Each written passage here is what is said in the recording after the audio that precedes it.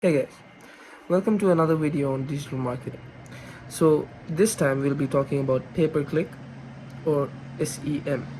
So last time we talked about SEO, this time we'll be talking about SEM. So what is SEM? SEM is basically marketing that is done through digitally on a search engine. So we talked about SEO. So SEO was search engine optimization.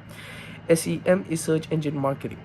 So what do you gain from SEM? So I'll give you an example. SEM is basically guaranteeing you number one in the pages, or SERP, search engine result pages.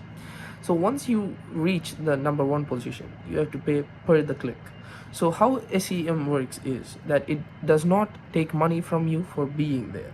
It takes money from you per click. So let's say you bid on a certain keyword. So when you bid on a certain keyword, you bid $5. So then your competitor bids $6. Then he will be positioned in a position higher than you in the SEM.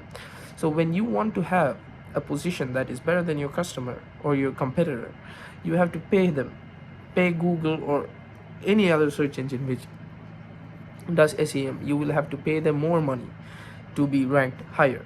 So how will SEM help you? SEM basically guarantees you to be number one.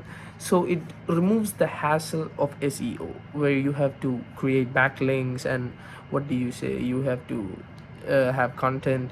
You don't need particular content in the website. You don't need to find what do you say, you don't have to go through all the hassle of creating a reputable brand. You don't need the backlinks, you just need to pay them.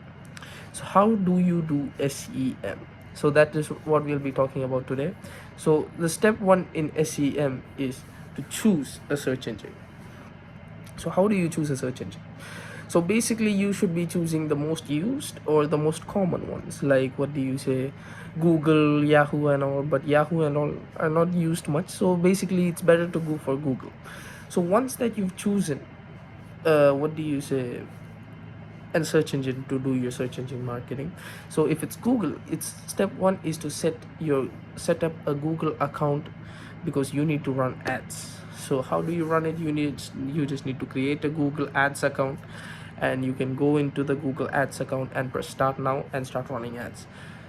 So you can what do you say, choose any type of ads that you want to run, but first you have to select keywords. So this is the third part, which is keywords. So this step starts in selecting the keywords, because keywords are what people search for. So once you've selected what keywords you need, will determine how you are placed when customers search for those keywords. So if you're searching for keywords, like I said, Google keyword analysis, what do you say, Google keyword finder will help you find keywords relating to your product. So let's say if you're searching for shampoo, so they're searching anti-dandruff, so that's a keyword. So if you're searching anti-dandruff and your product removes dandruff, you should be ranked number one, if you're paying for the highest bid, by the way. So if you're paying like what do you say, less than the competitors, then you won't be ranked the number one, but you'll be ranked high. So that once you've found your what do you say, keyword for the products you're using, you can go to the next step, which is creating the content. So this is one of the most important parts. So what entices people into selecting your ad? So this is where you have to focus on what type of ad you're creating and what is your project's main goal. If your product's main goal is to remove dandruff, then the best way to do that is to emphasize on that point. So find a keyword suitable for that ad, and then once they've selected, or once the customer has searched for that ad, you come in. So when you come in, it's your content where your ad should perform. So your ad should be enticing, captivating, persuasive, mainly persuasive, like you want them to buy your product. And this is one of the most important part, which is to include a call to action button. So what is a call to action? So call to action is when you make the customer want to click it. So stuff like click now, or what do you say, join now. It's making them make an action right now, so not for them to be delayed. It's forcing them to do something. So that should be how you create a good ad. Your ad should be persuasive, it should have creative content, it should be, what do you say, it should be relative to the content and keywords that are based in your content and product. And then it should be relevant, it should be a relevant ad. And then a call to action button will make your ad perfect. Then it's important to set your budget. So once all this is done, you're going to set a budget, how much you're willing to spend on the pay per clicks. So if, like I've said, it's basically how much you're bidding on a keyword. So that's how pay per clicks work. You bid on a keyword that then as much people. So the problem is you can't bid very high. You say you want to be number one, then you click, what do you say, you bid $100 per click. Then what if like you're number one and 1 million people clicks that link? You're 100 million, you have to pay them 100 million. Not all the million people might buy your product. So you should identify how much products are being sold, what type of profit margins are you having, and you have to identify the size of your business and implement a pay per click and budgeting to help you do proper digital marketing. So then next part is tracking your results. So in all what do you say, business, it's very important to track your results, because if you do not track your results and your progress, you will not be able to make changes. Without changes, like I said, there is no business without change. So you need to figure out what type of changes that need to be made. Is your SEO working well? Is your SEM what do you say, providing you profit, or are you losing money? Should you decrease your budget? Should you change the content in the ad? Should you change the keyword that you're using? Does it not suit well for the product?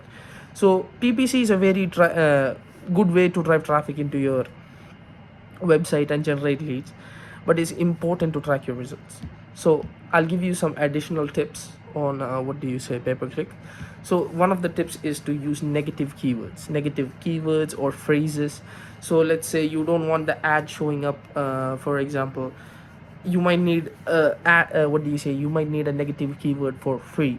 So if you're what do you say, campaign, if you are having a ad campaign for shoes, let's say, so if you're focusing on your ad campaign is for shoes, and then you're putting shoes for sale, but then you don't want it to have a keyword of free. So when people are searching free shoes for sale, you shouldn't come up, because if they click it and you're not what do you say, providing shoes for free, they won't buy it and they'll just click back.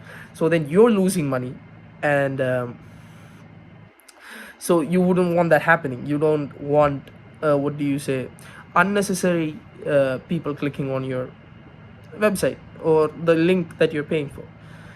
So the best thing to do is create negative keywords, which words that you do not want to be included within the search. Then using ad extensions. What are ad extensions? These are informations that can be added to your ad that include numbers, addresses, phone numbers. So these ad extensions help make your ad more visible and informative. So this will allow them to know more about your company, which number to call you in, where is your shop located, stuff like that. And next one is using remarketing. Also, this can be used to remarket to people who already visit your site.